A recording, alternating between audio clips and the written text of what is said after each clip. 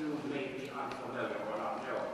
The Reverend Dr. Luther Waddington King was a graduate of New York Theological Seminary. He was pastor here for 28 years, and he is the one who saw that this church is built, the sanctuary in which you are now seated. The first African-American woman district superintendent is also a graduate of New York Theological Seminary. That's the Reverend Dolores Henderson. The first African-American conference secretary of New York Annual Conference is also a graduate of New York Theological Seminary and was the only one who was a conference secretary in this country for 14 years, for 15 years of his term. The Reverend Cecilia B. Loving, whom you have heard several times and who is the author of several books, is also a graduate of New York Theological Seminary. Dale is a Baptist preacher. He's a Baptist preacher, and he's professor of world Christianity at NYTS. But you know, nothing could be more appropriate for this professor of world Christianity, this college, this seminary president, who insists that NYTS still has academic rigor and academic excellence. And I admire him for that. I've known 3 presidents there. I've known Bill Webb, I've known Keith Russell, and I've known Dale. But he continues that tradition of academic rigor and excellence so that the very best prepared people emerge to serve Christ's church around the globe. And it is indeed our pleasure to welcome him. And after our choir sings, as they say in the other tradition, the very next voice you'll hear. You know, the very next voice you'll hear will be that of the Reverend Dr. Dale Irvin. And we do greet you, thank you for being here.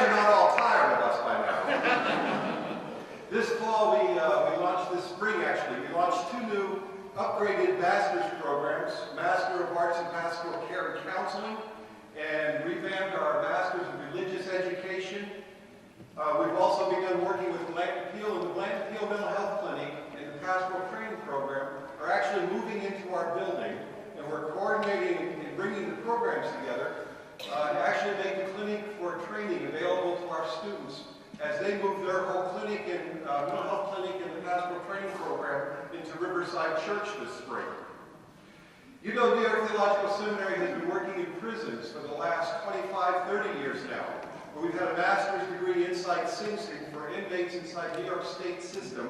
We're the only accredited master's program in theology in the nation, and one of the only 2 or 3 programs that does a master's level inside the correctional system.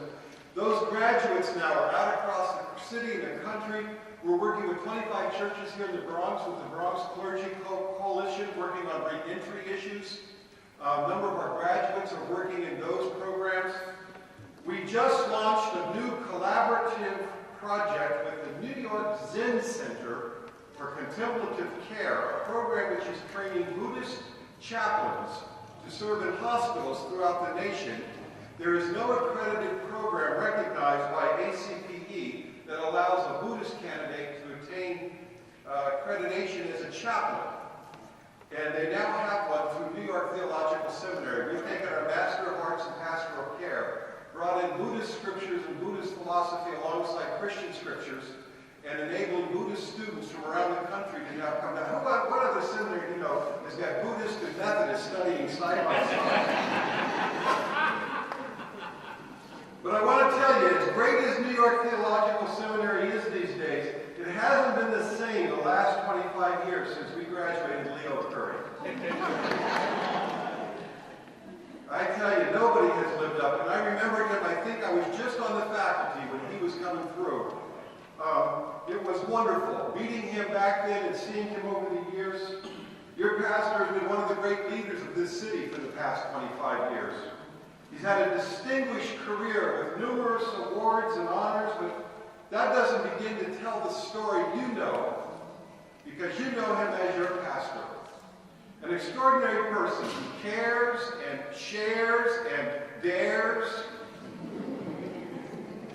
Our First Testament reading this morning told of Abraham being 90 and being told by God he was going to have a son. You never know what to expect next in life, Reverend. A great thing take a joke from you.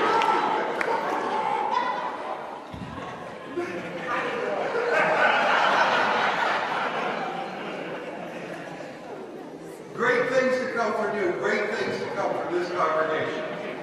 Whether that son is literal or figurative, the people you're raising up and the multitude of lives you're touching really is just an extraordinary gift to the city. Thank you, Fordham.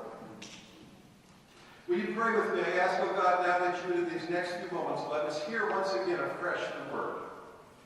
And may the words of my mouth and the meditation of all of our hearts be acceptable in thy sight, O Lord, our rock and our Redeemer. Amen. Earlier this month, as I was preparing for this sermon, I checked back on my records, and indeed, it's been 4 years since I've been here from this pulpit. My last time was October 2008, just before the election of Barack Obama. I remember in that sermon giving a roll call of candidates who were actually officially on the New York State ballot for the election. Do you remember, along with the major party candidates, there were some who I would say, quite unusual candidates running for President of the United States. Preparing this sermon and listening to the news this week, I thought, what in the world has happened that over the last 4 years, all those unusual candidates are now part of a major party and have seemed to somehow gain credibility? I'm going to avoid the temptation to weigh in at this point on the Republican Party hopefuls running for the nomination. You can do that. But somebody's got to be asking, is this the best we can do?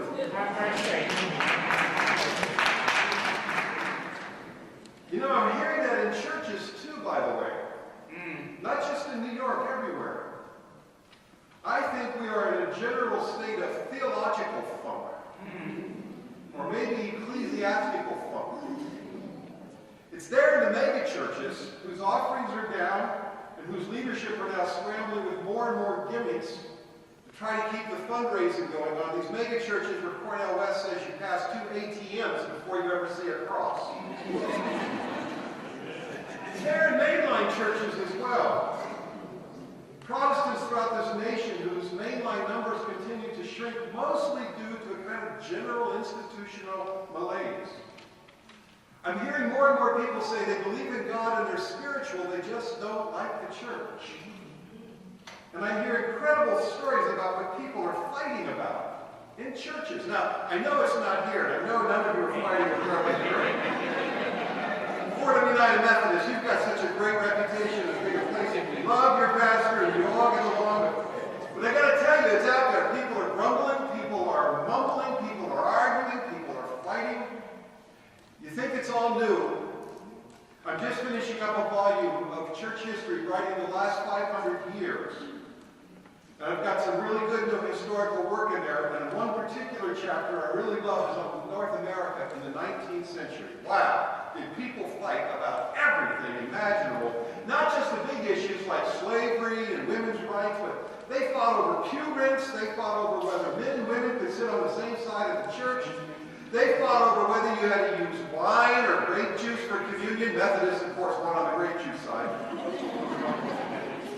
grumbled about the quality of their pastors. They grumbled about the quality of their seminaries. They grumbled about how going to prayer meetings and having committee meetings was too long, and on and on and on. One of the biggest fights in the late 19th century, toward the end of the century, believe it or not, was that a whole bunch of folks thought that there was an abomination going on in the church because the churches had begun to hold socials, and Methodist churches had begun to serve, of all things, God help us, ice cream in the church. I've got a whole literature on the attacks and the defense of ice cream. Selling ice cream was banned in 11 states on Sundays in the United States by the end of the 19th century because a whole lot of folks thought ice cream was decadent. It was as bad as alcohol and as sinful because it was pleasurable, and having pleasure on Sunday was a violation of the gospel. That, by the way, is how we got the term Sunday for an ice cream sundae. People who sold ice cream were banned from selling ice cream, but not putting it in with other things, and so they loaded up with bananas and whipped cream and other things and changed the name from being a dish of ice cream to a sundae, spelling the name a little different so know that you could buy that on a Sunday. We grumble, we fight about such little things. It reminds me of a Jewish story about two Hebrews named Reuben and Eleazar who lived in Egypt at the time of Moses. Reuben and Eleazar heard one night that they were supposed to pack things up and get ready to travel. And they just both began to complain. What do you mean we have to go? We got a couple of days off. We were planning to go out next week and see the pyramids. Why do we have to go right away? This is crazy. What do you mean there's no time to make bread tonight? You can't have bread if it doesn't rise. That's just crackers. Who likes crackers? I hate them. All night on it went. Why are we walking through all this mud in the dark? Why don't we wait till morning when we can see it? My sandals are getting dirty. Everything's caked with mud and this stuff. Oh man, I left my good coat back in Egypt. Why are we following Moses? Who made him in charge anyway? All night long, Reuben and Eleazar just kept complaining and grumbling and complaining. And you see the story concludes for Reuben and Eleazar, the Exodus never happened. They missed it. I think about that story quite a bit. Going on around us are extraordinary things. In our city, in our society, in our neighborhoods, in our nation. Yeah, there are problems, but they are outweighed by the extraordinary good things happening. Maybe there are things happening that amount to what Tillich even called a kairos moment. A moment when eternity erupts in the midst of history, when the world shifts and changes. But we miss it because we're too intent on listening to a small group trying to complain and bring down a sitting president at all costs. Look at what happened this past week. North Korea came back to the negotiating table to talk about its nuclear program and took the first step toward allowing outsiders back in to observe. There are social forces coming to fruition in Iran that could bring a whole new open society there, if political leaders in the West would but listen and work with them. Turkey, as a nation, is poised to bring far more effective leadership role in the Middle East and to become a major new force for peace that can not only affect Syria and Egypt, but even the Palestinian and Israeli standoff, if only the political leaders of the West, including the Pope, would rethink their objection to having Turkey be part of the European Union. I could go on and on. That's just the international stuff. We may be living through another season of kairos right here in the United States. And here's our national situation. We've got the opportunity to move ahead with sustainable economic growth, pursue new forms of renewable energy that are not carbon producing, come out of a deep recession with new kinds of economic activity, open up a whole new era in social life, find affordable health care, on and on and on. Our cities are now safer than they have been in decades.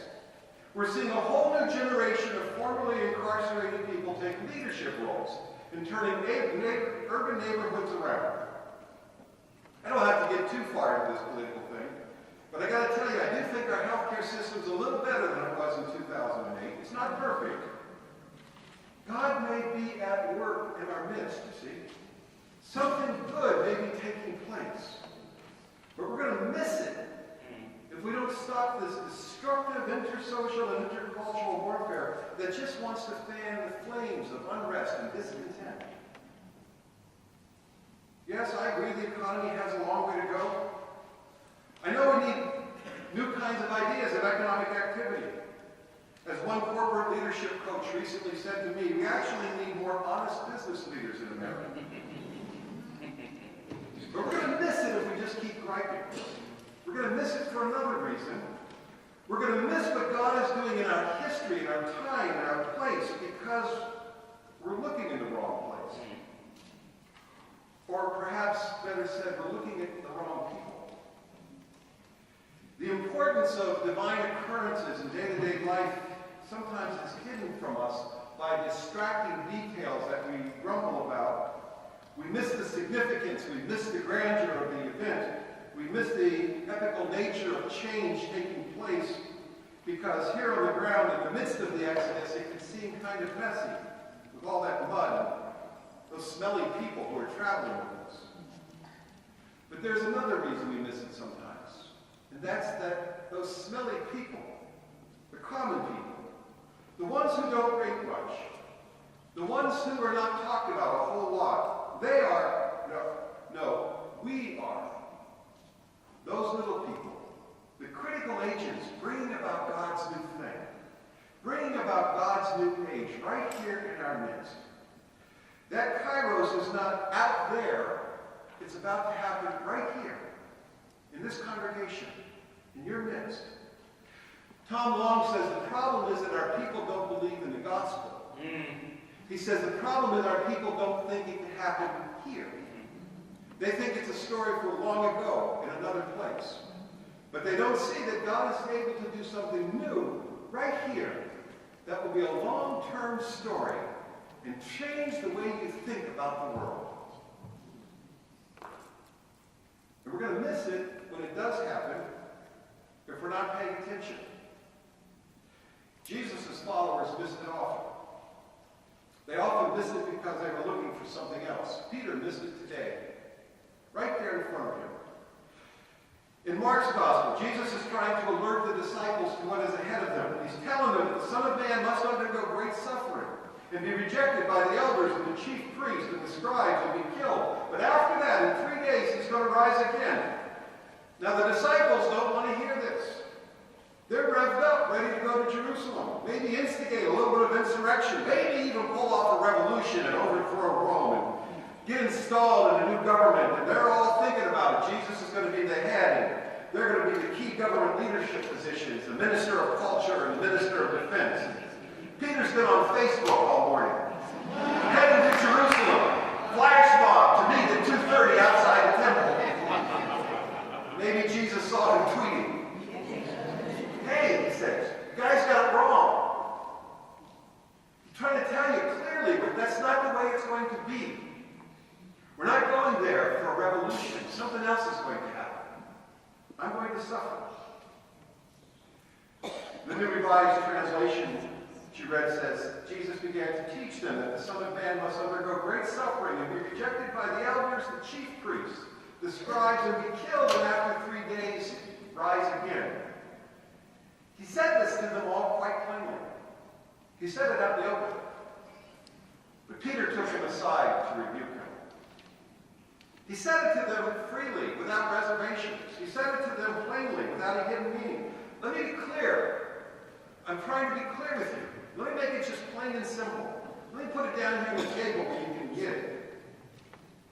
The Son of Man is going to suffer. He's not going to win. He's going to lose. Peter says, no way. He objected not because he didn't think Jesus was powerful enough to pull something off. He obviously thought Jesus was a miracle worker. Could do anything. No, Peter said no because the notion that Jesus would have to go through suffering in order to achieve victory was incomprehensible to him. But Jesus said plainly, the way of the divine is going to be hidden in obscurity. Peter tripped up on that. It's out there plain for you to see. The ways of God are sometimes hidden and obscure. Peter trips up on that. God's victory passes by way of suffering. It's the cross that caused Peter to stumble, literally a stumbling block. Jesus' followers could not see how something good could come out of suffering. They couldn't see the way that Jesus was going. Martin Luther can be a helpful theological guide on this point, for Luther acknowledged that there is only one God at work in the world, everywhere, at all times, and in all places. But Luther says you can't always see what God is doing. Sometimes we don't want to, but other times the ways of the divine are literally hidden from us. Grace is at work everywhere, said Luther, but it doesn't mean you're going to see it. Grace is at work even with people you don't think deserve it. Grace is at work everywhere, not just where Christians say it is. God doesn't ride piggyback on Christians in the world. God's always ahead of us, at work everywhere. Even in places where it's hard to find God at work. Luther called that aspect the Deus abscondicus, the hidden God. At work in the world, but hidden from our sight for a time. But here's the most important point Luther was making. He didn't mean there's no evidence of God at work. He said we're looking for the wrong evidence. That there is evidence there, but if you open your eyes and reread the story and look again, you're going to find it. If you look for the God you want to see, you're not going to find it. But if you look for the God who really is there, then you'll find it. We want a God who's triumphant and victorious, who appears in the public arena as a champion, who's got a super PAC, who wins elections and triumphs in history. What instead we get in the Gospels is a story of a God who works through suffering, a God who is weak, a God who is quietly at work going to the cross. That's the hiddenness of God. The God who is there in places where we don't know to look for her. Grace found in those moments of life when just when we think there can be no grace. It's precisely those moments in our lives when we think God is absent, that God in fact is most present. And recognizing that grace is at work can, in the words of Deuteronomy 23:5, turn even curses into blessings. Seeking to join God in this work of grace in the world calls a congregation like you, Fordham United Methodist. After 160 years of history, 53 of them pastored by NYTS folks, back out into the streets, back out into the halls of government, back out into the academy, back down on Wall Street, back up to the prisons, into the hospitals where you work, into the offices where you serve, into the libraries where you go looking for work. To see what God is doing in our world. And to join God not just in here, but out there. You can come back next week and celebrate and continue for the following weeks, for another 160 years, to celebrate this divine triumph in history. You see, God has been at work in this wider world, and you've got a lot of participation and a lot still to do. I dare say sometimes there are going to be some of you in the congregation who are going to be a little bit grumbling. Reuben and others are probably here. But they might have missed the Exodus, but the Exodus didn't miss them. Even those who grumbled got out safely. They were saved that day because God made sure none of them got lost. God's still at work in our world and in our city, in the neighborhoods, in the slow progress of justice, in the decisions for equality in marriage, and in quiet transformation of lives going on, in the story of people who come back from prisons and re-enter. We don't always see the successes. We often see the crosses. But with eyes of faith that you have been given, you're going to be able to see what God is doing quietly and unexpectedly in this week and in weeks to come. Be sure to come back and tell Leo Curry what you found, Reverend Curry, as he continues to lead you on this amazing journey of faith that you as a church are embarking. I'll be listening to hear all the good things coming out of Fordham United Methodist in the weeks and years to come as you live into another 160 years of graceful, divine blessedness. May God bless you. Amen.